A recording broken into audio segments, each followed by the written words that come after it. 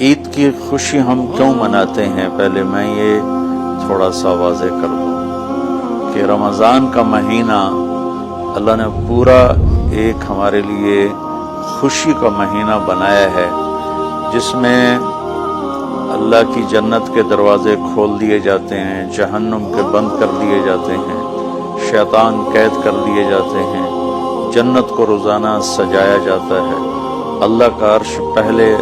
آسمان پہ آ جاتا ہے، اللہ کی طرف سے اعلان ہو رہا ہوتا ہے، کوئی بخشش چاہنے والا، کوئی حاجت مانگنے والا، فرض 70 فرضوں کے برابر ہو جاتا ہے اور نفل فرض کے برابر ہو جاتا ہے، اور نفل اور فرض کا فرق اتنا بڑا ہے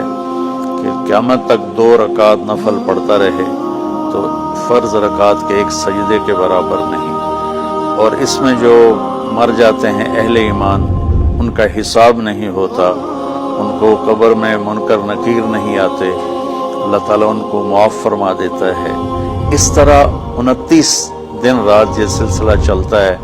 اور آخری رات پھر اللہ تعالیٰ اعلان فرماتے ہیں کہ میرے بندوں نے رات کو قیام کیا، یعنی تراویح کی نماز پڑھی، دن میں روزہ رکھا، تو میں نے اس پر ان سب کی بخشش فرما دی۔ تو اس خوشی میں پھر ہم سب مل کر اللہ کی بارگاہ میں شکرانے کے مل کر 2 نفل ادا کرتے ہیں اور اللہ کا شکر ادا کرتے ہیں کہ یا اللہ تیرا شکر ہے، تو نے ہمارے گناہوں کو معاف فرمایا، جہنم کو ہم پہ حرام کیا، جنت کو ہم پہ واجب کیا۔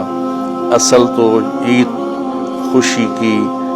کی خوشی کی یہ وجہ ہے۔